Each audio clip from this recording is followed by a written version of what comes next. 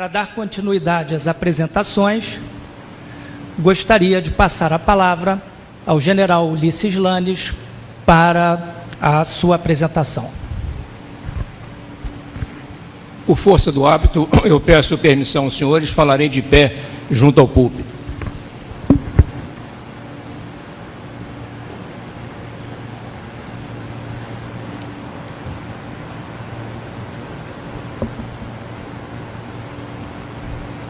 Na América Latina, luta-se de armas na mão, na Guatemala, na Colômbia, na Venezuela e na Bolívia. E já despontam os primeiros sinais no Brasil.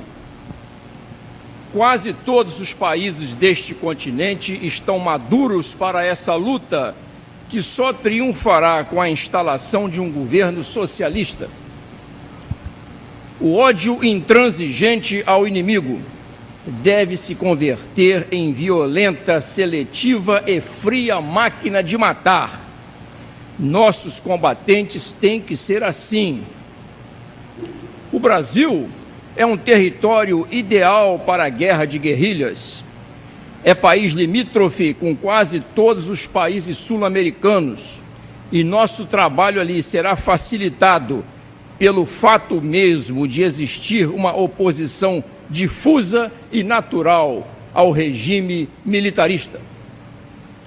Estas palavras, esta conclamação pronunciada por altos dirigentes cubanos, entre os quais Fidel Castro e Ernesto Guevara, lamentavelmente caiu em ouvidos que lhe deram atenção aqui no Brasil, de tal modo que, entre os anos de 1964 e 1974, inúmeros atentados, cerca de 1.500 atentados, ocorreram em nosso país, motivados pela tentativa de conduzir a luta armada em nosso território. O saldo que restou desse período é extremamente triste e deve ser continuamente e por todos nós lamentado.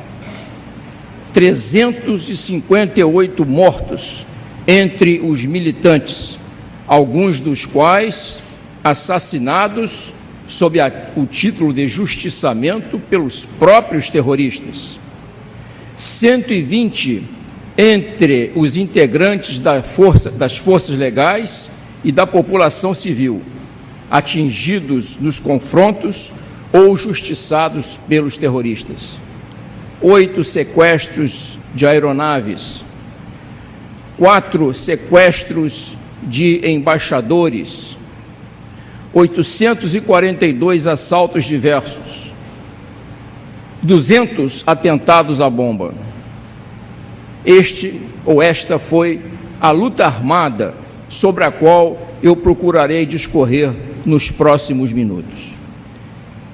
Para falar sobre a luta armada, julgo mister fazer-se uma rapidíssima retrospectiva sobre a atuação do movimento comunista no Brasil. Até final da década de 50 e início dos anos 60, o Partido Comunista Brasileiro exercia um quase que absoluto monopólio sobre as ações dos comunistas no Brasil. Entretanto, em 1956, realizou-se o 20º Congresso do Partido Comunista da União Soviética, ao qual o Partido Comunista Brasileiro era rigidamente subordinado. A estratégia definida em 1956 foi de que a conquista do poder nos países não comunistas deveria ser adotada, ser seguida, ser tentada através da chamada via pacífica, ou o processo etapista em etapas. O Partido Comunista Brasileiro obedeceu fielmente a esse processo e tentou fazer, no início dos anos 60, a revolução pela via pacífica ou etapista no Brasil. Havia discordâncias. Em 1962, uma facção desse partido desligou-se do mesmo por não concordar com esta estratégia e fundou o Partido Comunista do Brasil, em 1962. E imediatamente, em 62, começou a trabalhar no sentido de implantar a guerrilha rural ou a guerra popular de longa duração em nosso país, segundo os preceitos dos dirigentes chineses, Mao Tse-tung à frente. Havia também uma outra organização marxista chamada Política Operária, Associação Revolucionária Marxista Política Operária, que não concordava com o Partido Comunista, mas também não se filiava ao Partido Comunista do Brasil. E, por fim, havia uma facção trotskista, que também não concordava em que se fizesse a revolução em duas etapas. Desses partidos, Partido Comunista do Brasil, Partido Comunista Brasileiro, a POLOP e o Partido Operário Revolucionário Trotskista, surgiram, como nós veremos a seguir, inúmeras organizações que haveriam de conduzir a luta armada. Em 1964, antes mesmo da eclosão do contragolpe ou da contra-revolução democrática de 31 de março de 1964, já havia uma tentativa incipiente de se implantar a guerrilha rural no Brasil, as chamadas Ligas Camponesas, do então deputado Francisco Julião, que já começava a receber orientações e apoio dos dirigentes cubanos. Ao mesmo tempo, o Partido Comunista do Brasil, dando prosseguimento ao trabalho iniciado em 62, aprofundava as suas tentativas no sentido de implantar um foco de guerrilha rural em nosso país. Dois fatores, entretanto, são extremamente importantes e definidores do rumo que os acontecimentos tomariam. O primeiro, já mencionado, foi a Contra-Revolução Democrática de 31 de março de 64, que derrotou a tese do Partido Comunista Brasileiro da via etapista ou da via pacífica e deu razão àquelas facções que acreditavam que só por meio de uma ação violenta de força, só por meio da luta armada, seria possível conquistar o poder. O segundo fator, que ocorrera poucos anos antes, mas que foi decisivo, foi a Revolução Cubana e o apoio que o governo de Cuba passou a emprestar à eclosão da luta armada no Brasil. Após 64, as primeiras ocorrências foram verificadas com as chamadas guerrilhas do Caparaó e do Triângulo Mineiro, quando companheiros de Leonel Brizola, com ele asilados no Uruguai, recebendo dinheiro cubano, tentaram, na Serra do Caparaó e no Triângulo Mineiro, desencadear uma guerra de guerrilhas. Foram facilmente derrotados, de modo que esta ocorrência é registrada aqui simplesmente para que ela fique na mente dos senhores. Foi a primeira tentativa após 64. Dizem até que Fidel Castro teria se aborrecido profundamente com Leonel Brizola, porque grande parte do dinheiro que ele mandou para Brizola não foi devidamente contabilizado. Como eu já falei, o papel de Cuba foi fundamental e ele se consubstanciaria inicialmente em janeiro de 1966, quando em Cuba foi realizada uma conferência internacional chamada Conferência da Organização de Solidariedade dos Povos da Ásia, da África e da América Latina. Ao final dessa conferência, eu friso a data, janeiro de 1966, foi criada uma organização chamada Organização Latino-Americana de Solidariedade. A sigla é OLAS, que significa em espanhol ondas. Essa OLAS propunha-se a desencadear na América Latina ondas de revolução que fariam em nosso continente vários Vietnãs e conseguiriam levar ao poder a sua facção. A OLAS tinha como objetivo unir, coordenar e estimular a luta contra o imperialismo por parte de todos os povos explorados da América Latina. Ainda em 1966, nos meses de junho e julho, aconteceria o 4º Congresso Latino-Americano de Estudantes, que ao final dos trabalhos chegou à seguinte conclamação: a luta armada constitui hoje a mais efetiva e consequente forma de luta. A tomada do poder político em diferentes países da América Latina não poderá ser feita pela via eleitoral ou parlamentar, mas pela violência. Esse congresso criou a chamada Organização Continental Latino-Americana de Estudantes, OCLAE. A OLAS e a OCLAE passaram assim a constituir os instrumentos principais para que Cuba difundisse e implantasse a luta armada no Brasil e no resto da América Latina. Mais tarde, em janeiro ainda, já agora de 68, um novo congresso criaria um instrumento para unir o trabalho de intelectuais, cientistas e artistas, o Congresso Cultural de Havana. A linha preconizada pelos cubanos para a deflagração da luta armada era o chamado foco guerrilheiro. O que é isso? Tradicionalmente, os comunistas entendiam que o condutor da revolução seria um partido, o Partido Comunista ou o Partido Comunista do Brasil. Os cubanos diziam o seguinte: não, a revolução tem que ser iniciada a partir de um foco guerrilheiro. Este foco guerrilheiro vai criar as condições para que lideranças apareçam, para que a população apoie, isto é muito importante, e a partir daí nós iremos nos desenvolver e conquistar o poder. Os adeptos dessa teoria ficaram conhecidos como foquistas, adeptos do foco guerrilheiro. A doutrina do foco guerrilheiro, na verdade, preconizava que as ações prioritariamente desenvolver-se-iam no campo. Nas cidades seriam feitas apenas ações para angariar recursos e conquistar a simpatia da população. Na verdade, em nosso país, o foquismo nunca chegou a seguir a sua própria doutrina.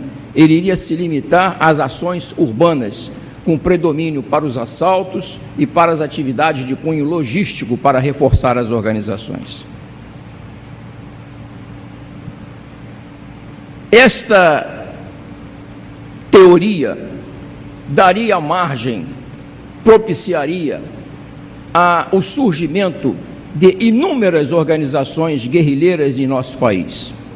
O Brasil foi, seguramente, o país que mais teve organizações guerrilheiras, todas, com exceção do Partido Comunista do Brasil, como veremos mais à frente, todas elas seguindo a linha foquista. Por favor, projeta aí a primeira transparência. Ah, não, desculpe. Espera aí. É um erro meu. Erro meu. Tá certo, mostra essa transparência. O que eu quero mostrar aqui para os senhores é a ligação umbilical, a ligação vital que existiu entre os guerrilheiros brasileiros e a Revolução Cubana, o governo cubano. Trouxe aqui o testemunho insuspeito, neste caso, do senhor José Dirceu, que afirma: a geração que chegou ao poder deve muito a Cuba. Sou um cubano brasileiro ou um brasileiro cubano. Nessa entrevista, ele chegava a manifestar dúvidas quanto à sua real nacionalidade. Esta é uma primeira ideia para mostrar esta ligação umbilical. E agora eu vou mostrar um pequeno filme, peço que preste atenção, dura pouco mais de 1 minuto, em que vários líderes guerrilheiros, inclusive José Dirceu, falam do apoio e do incentivo que receberam de Cuba. Pode mostrar.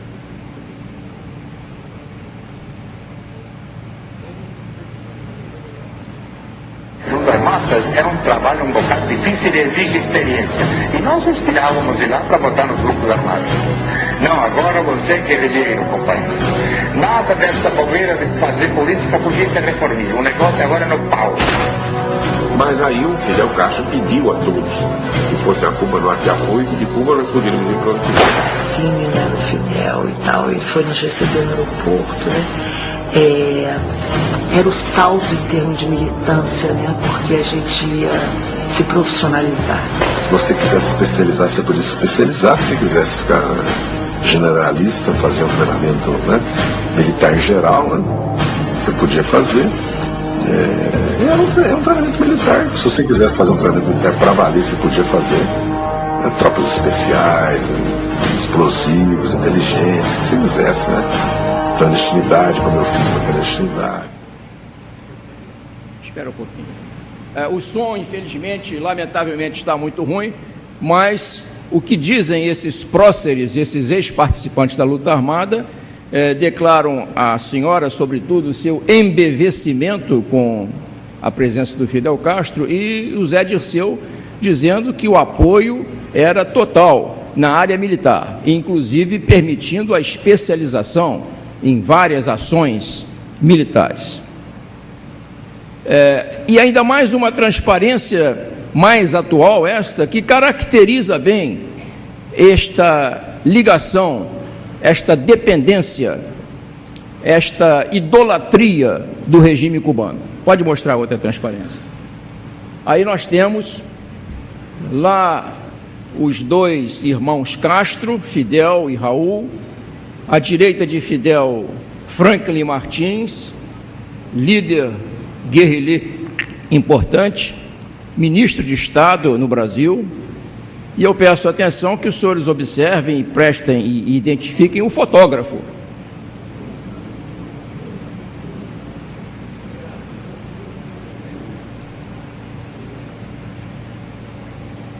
Tá bom, pode passar. Muito bem, então agora, chegando ao que eu queria mostrar, essa adoção da linha foquista deu origem a um grande número de organizações terroristas. Um grande número de organizações terroristas. Ali estão listadas, na parte superior, as organizações da linha foquista. Foram mais de 30. Nós não temos tempo, nem é nosso objetivo falar sobre esse aspecto da luta armada, mas ao final eu indicarei para o senhor várias obras em que a gênese, as divisões, a doutrina, as ações dessas organizações estão perfeitamente descritas. E embaixo a linha maoísta da guerrilha rural, que teve unicamente no PCdoB o seu representante.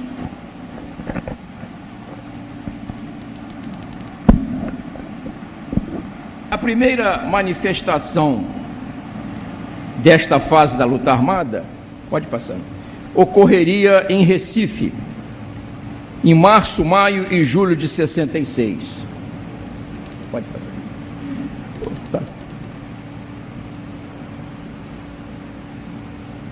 Em maio, março e julho de 66. O mais grave desses atentados ocorreu no aeroporto de Guararapes, em 25 de julho, praticado pela organização chamada Ação Popular, resultou na morte ou na mutilação ou no ferimento de 15 pessoas, inclusive a morte de 2 pessoas, uma delas inteiramente inocente. Curiosamente, eu deixo aqui o registro, o mentor intelectual deste atentado ele recebeu uma indenização recentemente dos cofres públicos no valor de R$1 milhão. E o executor do atentado, ele é hoje homenageado, é nome de rua, em Belo Horizonte. Pode projetar a transparência. Uma pálida ideia do que ocorreu naquela manhã em Recife.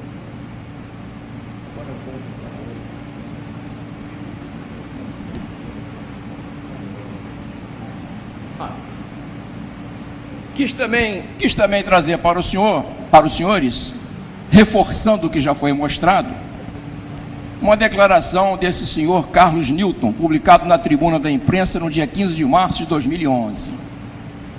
A atual ministra dos Direitos Humanos, Maria do Rosário, defende ardentemente a Comissão da Verdade. Comporta-se como se a reação à ditadura tivesse sido empreendida por grandes defensores da democracia, e todo o pessoal da luta armada sonhasse em convocar eleições livres e diretas. Negativo, isso não existiu. Éramos todos marxistas, fidelistas e guevaristas. Estávamos obcecados pela charmosa Revolução Cubana. Queríamos pegar em armas, como eles fizeram, e descer vitoriosos a Sierra Maestra, a Serra do Mar. Esta era a realidade. Não se pode mudar a história. Mostra essa transparência em reforço àquelas já apresentadas pelo general Rosendo e como uma caracterização final da total ligação e dependência entre a luta armada no Brasil e o estímulo e o apoio dos cubanos.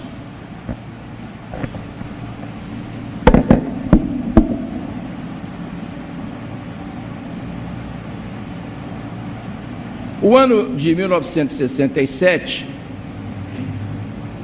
foi um ano como que de preparação para o desencadeamento das principais ações.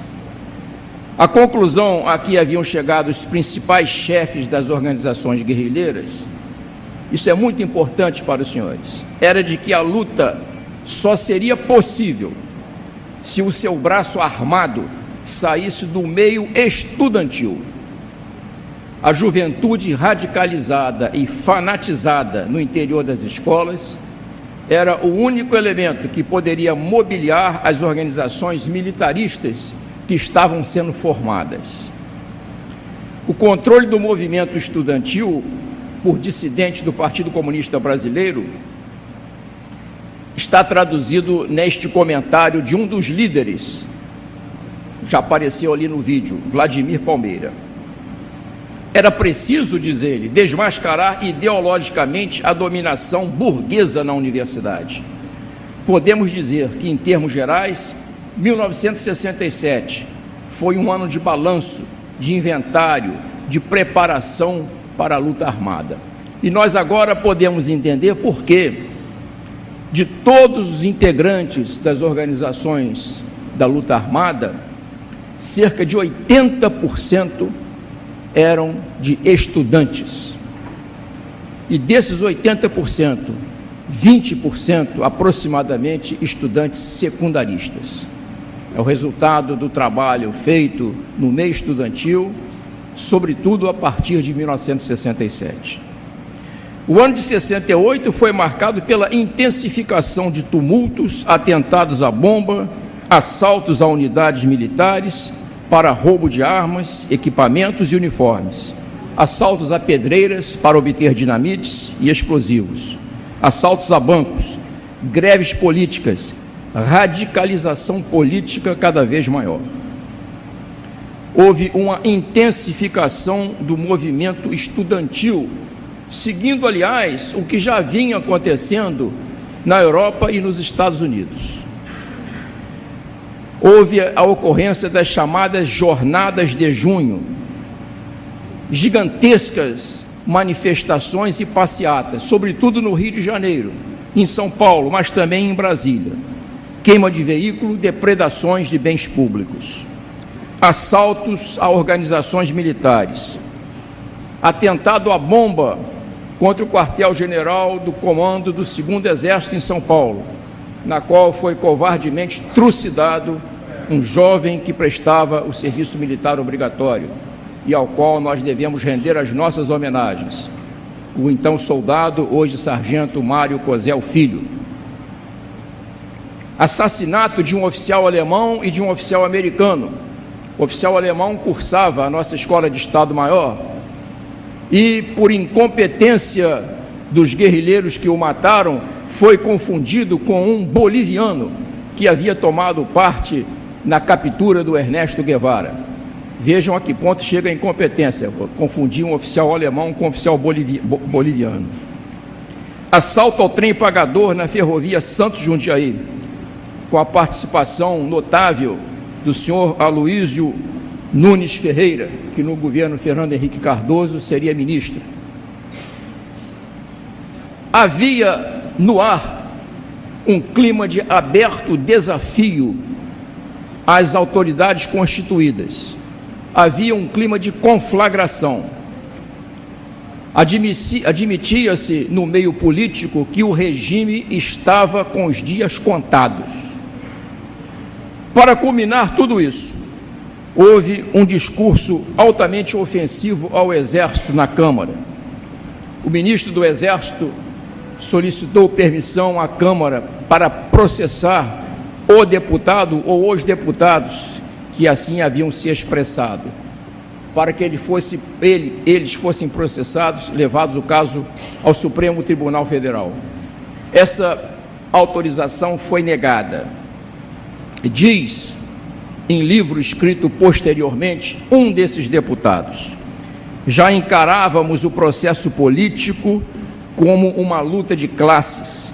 A alternativa era a destruição completa das instituições liberais. Sentíamos que um confronto armado acabaria por ser imposto aos que desejassem mudar as estruturas sociais no Brasil. General Lange. Apenas no primeiro semestre de 68, cerca de 50 atentados ocorreram, notadamente em São Paulo e no Rio de Janeiro. General Lange, por favor. Me dá mais 5 minutos. Foi neste quadro em que o país vivia uma situação de normalidade institucional, sob a égide da Constituição de 1967, que o Estado brasileiro começou a sua reação. Inicialmente, houve um sentimento de perplexidade, de não saber o que fazer, porque diante do vulto e da diversidade e das modalidades de agitação e atentados que vinham sendo praticados, o Estado não sabia exatamente o que estava a ocorrer e nem tinha meios legais ou materiais para fazer frente a esse tipo de ação armada inteiramente desconhecido à época. Foi neste quadro que, ao final do ano, no dia 13 de dezembro de 68, o governo decidiu editar o Ato Institucional 5, que ampliou desmesuradamente os poderes presidenciais. O Ato 5 fechou o Legislativo, suspendeu os direitos políticos, cassou mandatos, suspendeu a garantia do habeas corpus em casos de crimes políticos e contra a segurança nacional, e haveria de durar 10 anos. Por ocasião da reunião em que foi debatida a conveniência de se editar o Ato 5, o presidente da República levou o documento ao chefe do Serviço Nacional de Informações, General Médici, e disse o seguinte: ô Médici, veja isso, está me parecendo uma dose para cavalo. Respondeu o general Médici: para cavalo não, presidente, é uma dose para elefante. Ainda assim, o ato foi promulgado. Um remédio amargo, porém, naquelas circunstâncias, extremamente necessário. com a edição do ato 5, o Estado haveria de ganhar os instrumentos legais para conduzir a luta anti-guerrilha. Mas precisava ser feito. Apesar de ter um instrumento legal, o Estado não dispunha ainda dos meios materiais. E foi aí que surgiram os centros de operações de defesa interna e os destacamentos de operações de informações. Uma doutrina brasileira sem nenhum empréstimo estrangeiro que haveria de permitir a condução da luta armada, uma luta difícil, um combate nas sombras, em que o Exército, para o qual o Exército e as Forças Armadas em geral não estavam preparadas. Foi uma preparação custosa, penosa, mas que haveria de resultar já no final de 1972, no total desmantelamento dessas organizações subversivas urbanas. Restaria ainda o foco guerrilheiro implantado pelo PCdoB. Descoberto por acaso, ele foi enfrentado, sobretudo a partir de 72, e em 74 havia sido debelado. Permitam-me encerrar. A cronologia dos acontecimentos mostra que, mesmo antes de 64, algumas organizações já haviam optado pela luta armada. Com o fracasso da chamada Via Pacífica e contando com o decidido apoio de Cuba, facções fanatizadas pela ideologia partiram para a luta armada. Mataram, assaltaram, sequestraram, assassinaram fria e calculadamente. Em sua ação mais inóbil, cooptaram jovens inocentes e idealistas, iludindo-os com a lenda dourada do comunismo, apresentado como modelo para promover o bem-estar econômico e a justiça social. A onda do futuro, que haveria de substituir o capitalismo como este havia se sucedido ao feudalismo.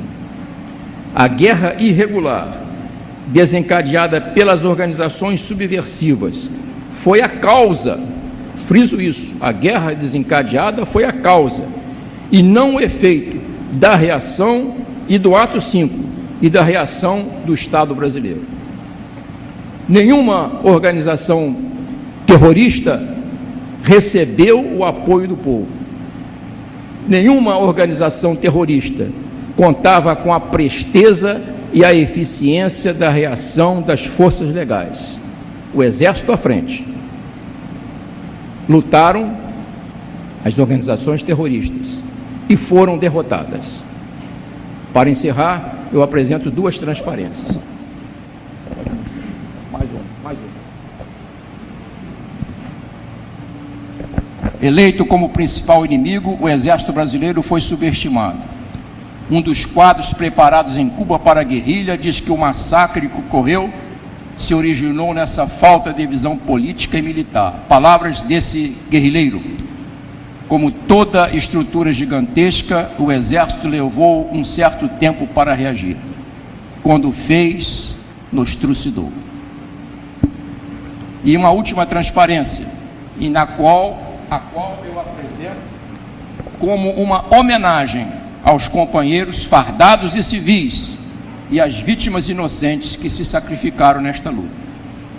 Estaremos sempre solidários com aqueles que, na hora da agressão e da adversidade, cumpriram o duro dever de se opor a agitadores e terroristas, de armas na mão, para que a nação não fosse levada à anarquia.